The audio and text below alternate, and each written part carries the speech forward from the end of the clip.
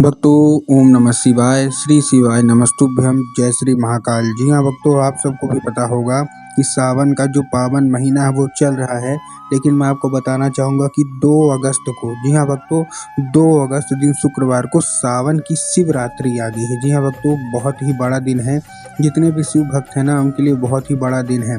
अगर आपकी कोई भी ऐसी मनोकामना है जो कि वर्षों पुरानी है और अभी तक पूरी नहीं हो रही है, तो बस जो मैं आपको आज बताने वाला हूँ ना, बस इसको ध्यान से लिख लीजिए। अभी भी कॉपी में लिख लीजिए। कब? 2 अगस्त, ठीक, सावन की शिवरात्रि है। कोई भी ऐसी मनोकामना है जो कि वर्षों पुरानी पूरी नहीं हो रही है, ये उपाय कर लीजिएगा। ये बिल्कुल रामबाण उपाय मैं आपको बता रहा हूँ। अगर इसको आपने कर लिया ना, जो भी चाहते हो महादेव से मांग लेना। महादेव इतने भोले हैं कि वो आपको देंगे ही देंगे। देखिए, इसका बहुत सारे लोगों को फ़ायदा भी मिला है। देखिए, आपको भी पता है कि शिवरात्रि बहुत बड़ी होती है, और वो भी सावन की शिवरात्रि। क्या? सावन की शिवरात्रि।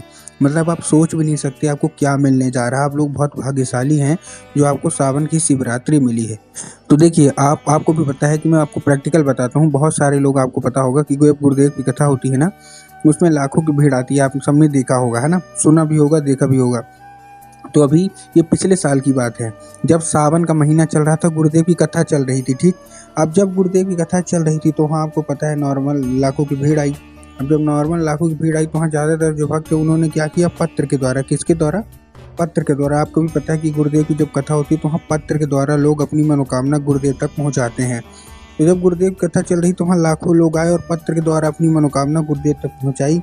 अब जब गुरुदेव के पास पत्र पहुँचा और गुरुदेव ने पत्र पढ़ा, तो वहाँ उन्होंने देखा कि ज़्यादातर लोगों की अलग अलग मनोकामना है। किसी की धन प्राप्ति की मनोकामना है, किसी की कर्जा मुक्ति की मनोकामना है, किसी की कोई और, किसी की कोई और।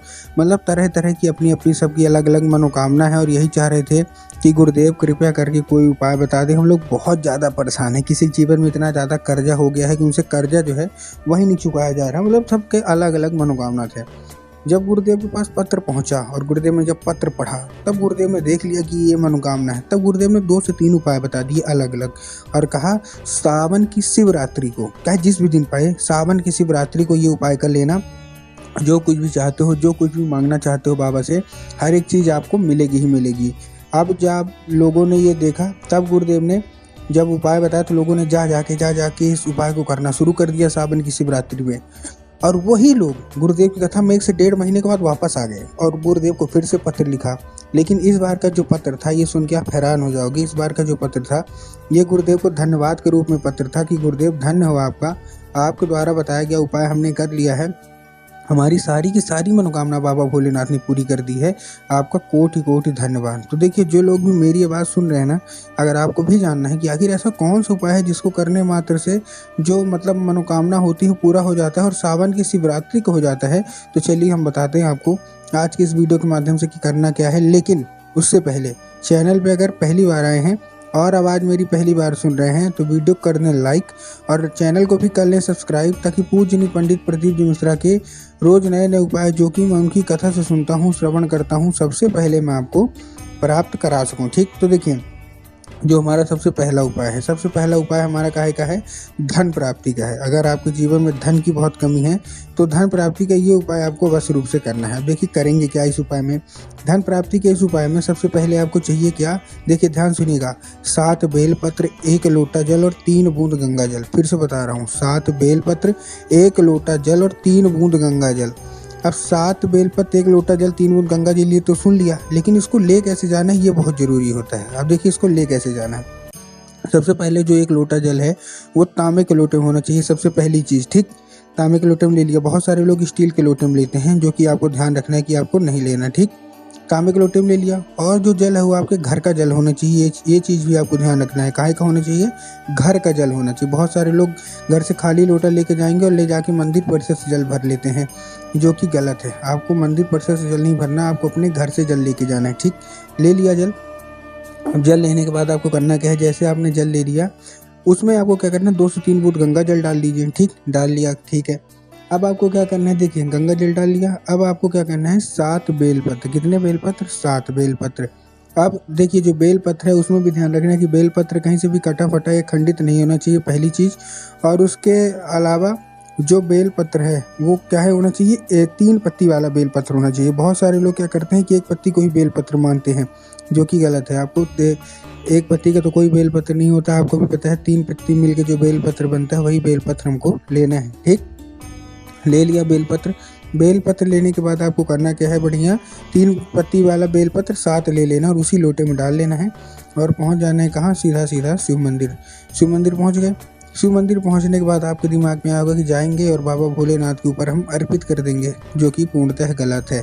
आपको बाबा भोलेनाथ के ऊपर अर्पित नहीं करना है, आपको नंदी के ऊपर अर्पित करना है। अब देखिए नंदी की कहाँ अर्पित करना है, नंदी की पीठ में आपको अर्पित नहीं करना है। पहली चीज़, आपको नंदी के पैर में अर्पित करना है। देखिए नंदी का एक पैर होता है जो कि आगे का पैर होता है, मतलब उठा हुआ आगे का एक पैर होता है जो कि उठा हुआ होता है। तो आपको नंदी के उठे हुए पैर में आपको क्या करना है, आपको नंदीश्वर महादेव का नाम लेके, कौन से महादेव का बहुत ही सुंदर सा नाम है नंदीश्वर महादेव।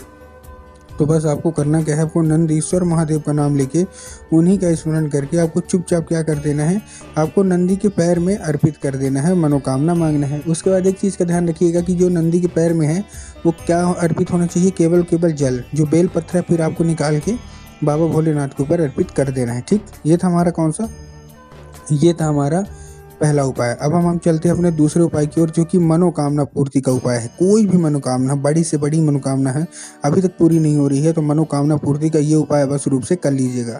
अब देखिए इस उपाय में आपको करना क्या है, मनोकामना पूर्ति वाले में इस उपाय में आपको सिंपल से एक काम करना है। क्या काम करना है, मनोकामना पूर्ति के उपाय में, इस उपाय में आपको 5 कनेर के फूल चाहिए। कितने, 5 कनेर के फूल चाहिए। ठीक, ले लिए 5 कनेर के फूल।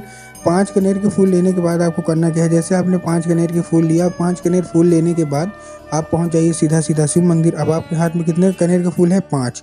अब आपको 5 अलग अलग जगह आपको अर्पित करना है। पहला जो फूल है वो आपको महादेव के ऊपर करना है, कुंदकेश्वर महादेव का नाम लेके। कौन सा, महादेव का बहुत ही सुंदर सा नाम है कुंदकेश्वर महादेव। तो पहला फूल आपको कुंदकेश्वर महादेव का नाम लेके उनके ऊपर अर्पित करना है। ठीक, उसके बाद जो हमारा दूसरा है वो आपको कहाँ अर्पित करना है, जो हमारा दूसरा फूल है वो आपको माता सुख सुंदरी की जगह पर अर्पित करना है। अब देखिए जिनको पता है कि माता सुख सुंदरी की जगह कहाँ होती है उनका तो ठीक, लेकिन बहुत सारे ऐसे लोग हैं जिनको यही नहीं पता कि माता सुख सुंदरी की जगह होती कहाँ है। तब गुरुदेव ने बताया कि वो जलाधारी है, जलाधारी के दाएं मतलब राइट साइड में माता सुख सुंदरी की जगह होती है। तो आपको दूसरा फूल क्या कर देना है, वहाँ अर्पित कर देना है। तीसरा फूल आपको भगवान गणेश की जगह में अर्पित करना है, जो कि जलाधारी के बाएं साइड में होता है। ठीक, तीसरा कर दिया। अब उसके बाद जो चौथा फूल है वो आपको कहाँ अर्पित करना है, हस्तकमल, माता पार्वती का जो हस्तकमल है जो कि उठा हुआ होता है, तो आपको चौथा फूल आपको वहाँ अर्पित करना है। उसके बाद जो हमारे पास आखिरी फूल बचता है, 5वां फूल, वो आपको कहाँ अर्पित करना है, जो हमारे पास 5वां फूल है वो आपको अर्पित करना है स्वयं जलाधारी में, जहाँ स्वयं माता पार्वती का वास होता है। मनोकामना मांग लीजिए। पूज्य गुरुदेव कहते हैं सावन की जो शिवरात्रि है उसमें एक ये कर लिए ना, तो अवश्य रूप से मनोकामना पूरी होनी ही होनी है।